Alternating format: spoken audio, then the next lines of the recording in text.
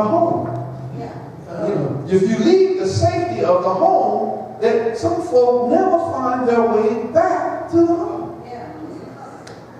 And like I said, you can be away from the home and connected to the home, meaning you still have that covering, you still have that connection, you still have that protection, you still have that safety. You know, when you connected to when you left the home, but you're still connected to the home, all you got to do is call, and people will come running to be by your side when you're in need, because they can still feel that you're connected to the home. You're a part of the home. You're a part of the family. So when you're in need, they come running because they feel connected to the home. You can stay connected at the same time, be independent in your life, but never give up home.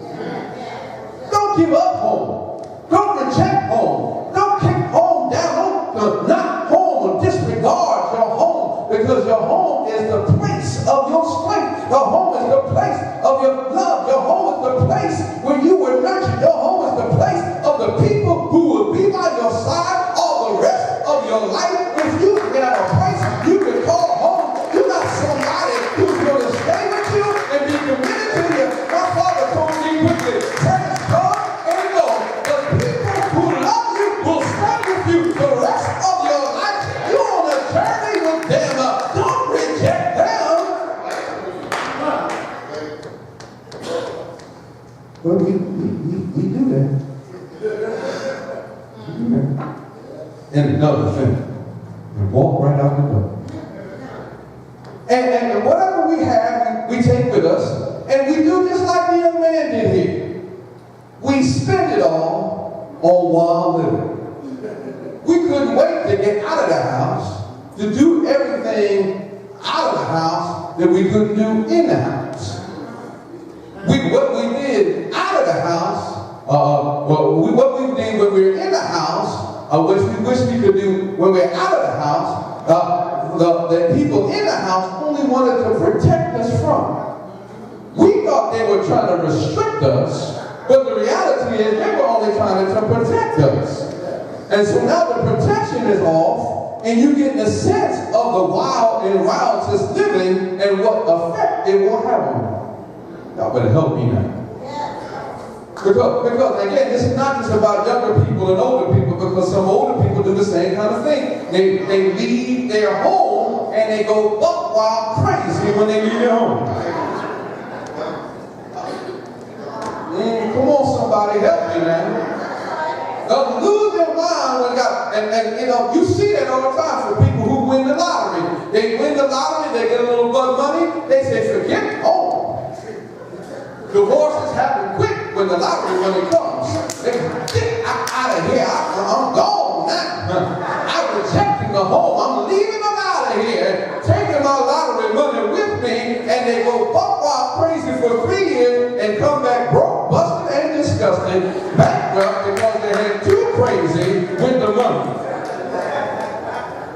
So this is not just a young person's story now of riotous living. Give me my money. I'm up out of here. I'm going to get myself to get home. I'm going to do what I want to do. Ain't nobody going to tell me nothing anymore. I'm going to say what I want to say. I'm going to do what I want to do. I'm going to act the way I want to act. I'm going to yell and scream and act the fool and do every kind of thing I ever wanted to do in my life. Boy, that's what the young man did. Wild, this new King James version says wild living. Y'all know anybody know some wild living? Oh Lord. Every hand in this place should be up. Come on, stop it. Anybody, I'm gonna do one. Anybody do some wild living? Lord have mercy. Lord, I'm turning my back so I don't see you. That's all. I'm turning my back. Y'all can put them down now. Lord have mercy. Because I know somebody put their hand up. I want the pastor to know I have some wild living in me. It's all right. So God got you through that wild living. Glory to God. That's why you ought to be praising God every Sunday and thank Him for getting you through the wild living you with. Lord have mercy. Wild living. There's some stuff you don't even know what happened. Whole days went by and you're like, I don't know what I did there. You know, so they tell me I was over at the so-and-so club, but I don't Yeah, Lord have mercy. I don't know what I did over there, but they told me I was living wild. And so we can deal with what this number, but we left home to do something that really we had not been taught to do or be involved with. And a lot of the stuff we knew was wrong, but we just wanted to do it anyway. Lord have mercy. Somebody had told us along the way, if it was not a mother, a father, or uncle, or cousin, but someone on the block, someone in the community, someone in the church, somebody told us that stuff was crazy, but we did it anyway. Yes, sir. Lord have mercy. And see, we were disconnected from our home. And so when all the money was gone, we looked around and we knew we had no covering, no protection. No safety. We were just out there. Yes. We were just out there. And some of us were out there and we were laying in the gutter. And we recognized that nobody cared that we were laying in the gutter. Nobody cared. You know, you thrown out of the house because you cussed family members out and they threw you out of the house. And whatever money you had is gone, and you ride in the subway up and down and up and down and up and down, because you ain't got nowhere else to go. Somebody know what I'm talking about? Been on the subway all night long. They used to have the subway all night long. They ain't got nowhere to go. It got a little heat in here. I'm gonna stay right on this train, because I ain't got nowhere else to go.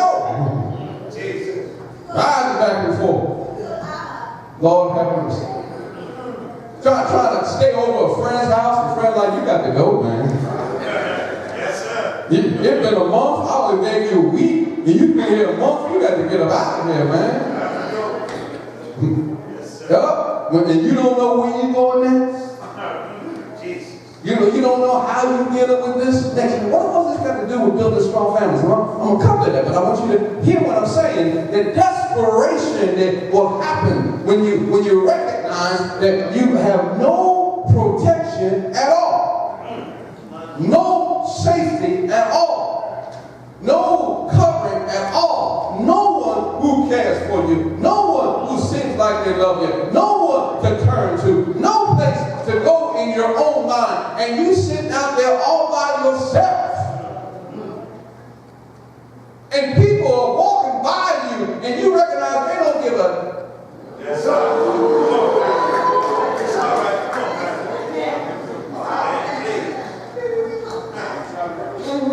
Come on now, because if you were a little child and you were 7 or 8 and you were standing on the corner by yourself, someone would come up and try to help you. Someone said, where your mama at? Where your daddy at? Let's get some services for you. Let's protect you. They will come and protect you. But when you're 25 and you're 30 years old, standing on that same corner with the same need, there is nobody who's going to come see about you. You're going to have to sit on that corner. People will walk right on by you, and you can have a sign on your back saying, please help me, and they will keep right on walking because you got no place of safety and protection and covering in your life.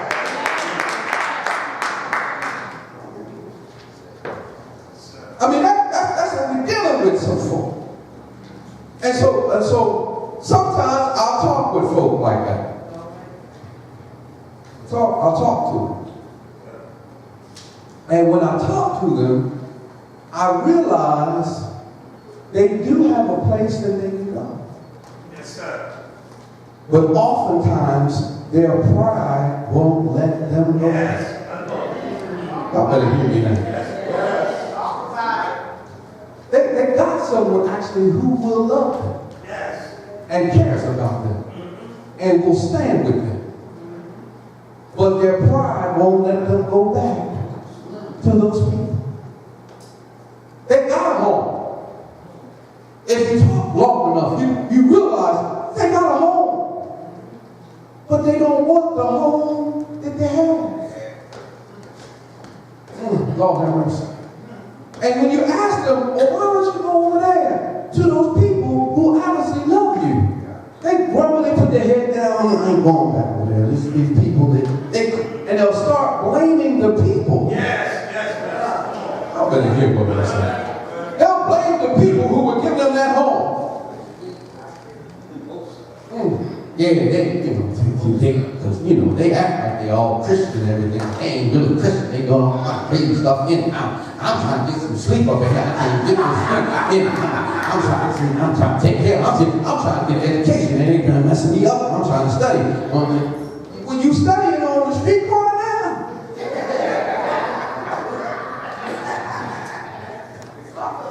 isn't it better for you to go home and try that? But it's all pride that won't let them go because there are rules and regulations or ways of their living that they don't want to do. I said, sometimes you got to go back to your home and build yourself up so that you can build yourself your own home and have your own place so that you can do what you want to do. But sometimes you got to submit yourself to somebody else while you're building something for the future. I'm sorry. I'm stepping on no toes. I'm sorry. And so I believe this young man in the text started to realize that when he didn't have any food and he was looking at the pig saying, well, they got to look pretty good. Yeah, that slop over there is looking all right. My belly is hurting. Slide over a little bit. Let me get some. Don't stop being so weak. And don't say it in the text, it just said he was kind of thinking about it. But I believe he put his face right on down and said, he was up there in the pig trough, and I believe he put his face right in the food and said, and he ate the husk that the swine. Slide over, Mr. Pig. I'm going to get some of this stuff right now and eat some of this. Or I know some folk who've been there, who've done some crazy stuff to be able to survive. Did some crazy stuff because their pride wouldn't let them go back. They would actually do crazier stuff on the street and in the community to try to make it. They would steal, they would rob, they would lie, they would do all kinds of stuff because they don't have too much pride to go back home and submit themselves.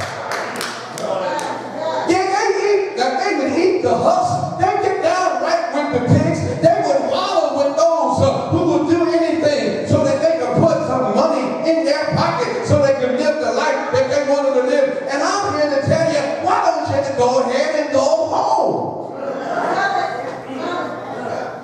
How many young women on the street today selling their bodies actually have a home that they can go back to?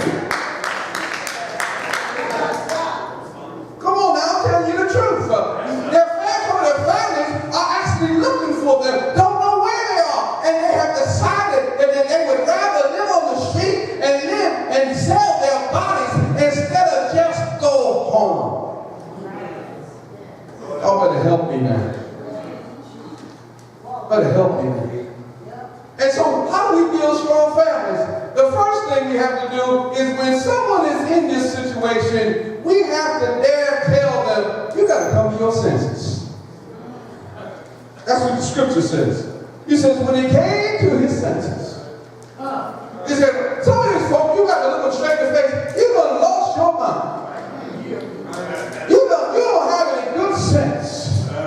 You got to come to yourself and recognize how you're living, that you haven't been called to live that way, that you don't have to live that way, you don't have to live that lifestyle, that God is bringing a way for you and is giving you a path to be able to have hope in your life if you just walk and go back to the place where God has established for you, a home of safety and comfort.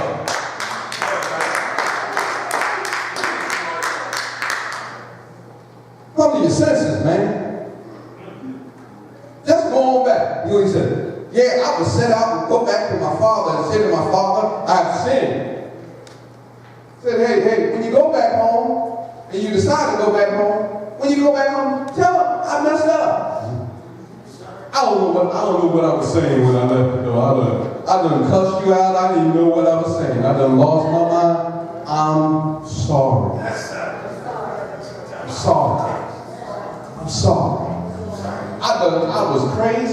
don't know what got into me. Please forgive me. I'm sorry. I don't know what I was doing. I don't know how I was thinking. I don't know what I was. Please forgive me. I'm sorry. Take the words that means you got to humble yourself and give up your pride and dare tell the one you love, I'm sorry. Forgive me for what I've done. I made a mistake. I lost my mind. I lost all my money. I should have listened to you. I should have followed what you said. I'm sorry. Forgive me today, God. Forgive me, Lord. Forgive me, Father. Forgive me, Mother. Forgive me for what I've sinned against God and I've sinned against you. Please forgive me. I'm sorry. Dearness, do what your pride will tell you not to do. Because for strong families to be established, everyone has to humble themselves. Everyone has to submit now and then. Everyone has to give up their pride. Everyone has to now and then say, I'm sorry to one another. If you can't be in a strong family, if you don't know how to say, I'm sorry every now and then to the people that you love, if you can't open your mouth and say, please forgive me, I'm sorry, then you can never really have family. You can never really have home. You can never really have the life that you want to have. You need to be able to open your mouth and cry out of the way. Humble yourself to God and say, I'm sorry. I'm sorry. I'm sorry. I'm sorry. Tell God, that's right. Tell God it. Because you sinned against him. So you got to start with God and say, I'm sorry, Lord. I don't know what got in me. I don't know why I said what I said. But I'm ready to reconcile with my family. I'm ready to reconcile with my mother. I'm ready to reconcile with my father. I'm ready to go back home. I want to go home. God, I'm sorry. God, I'm sorry. God, I'm sorry. God, I'm sorry. I've come to my senses. I got some sense now to know I need to ask God and go to God first and say, I'm sorry. Now I got the courage to go home and tell somebody who I don't like everything they do, that they're not perfect, that they haven't been right in everything that they said. They haven't been perfect in this situation either. They slipped up and said a couple of cuss words themselves. But you got to take responsibility for what you did and let God work on them for what they did. You got to take responsibility for your life and what you've done wrong. And if you messed up in some way, you need to be able to go to them and say, I'm sorry.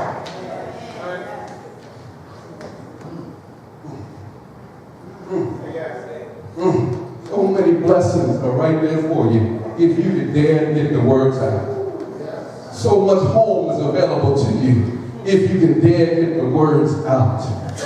So much is available that God wants to open the doors, the windows of heaven, and open you up a blessing greater than your home. Because if you can just get the words out, I'm sorry.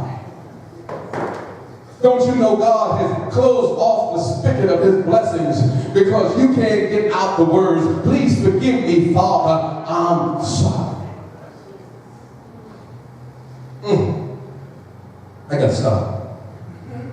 I got to stop. Because, let me close.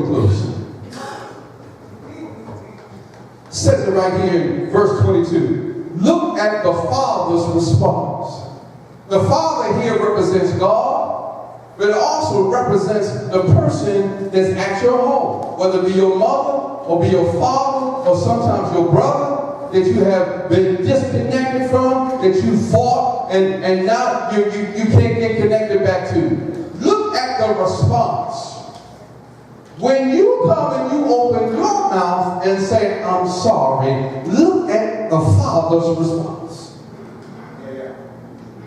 When you come home right, when you want to get back home right, when you want to make it home right, when you want to get home, that's how important America thinks about home. And the game baseball, in that game, you talk about hitting a home run when you knock the ball over the fence, because we put a preference and a value on getting home. When you decide to hit a home run or run to get yourself home. It starts with you saying, I'm sorry, but what's the response of the Father? But the Father said to the servants, quick. He ain't even talking to the son right now. He bring the best robe. Put it on him. Put a ring on his finger. Sandals on his feet. Bring the fatted calf and kill it. Let's have a feast. Let's have a party. Let's have a celebration. Let's celebrate that our child has come home. Let's celebrate that our son has come home. Let's celebrate that our daughter has come home. Let's celebrate that our brother has returned. Let's celebrate that our sister has returned. Let's celebrate that our cousin is here. Let's celebrate. Let's celebrate. Let's celebrate. Let's celebrate. The response of the Father was not even worried, but when you said I'm sorry, his response was joy and celebration because you came home. And don't you know that mother or that father or that brother or that cousin or that whatever, remember that you have that seed for 20 or 30 years and you've been disconnected from your home because don't you know when you come home and say you're sorry that you'll be greeted in the same way, that they'll celebrate, they'll be excited because 20 or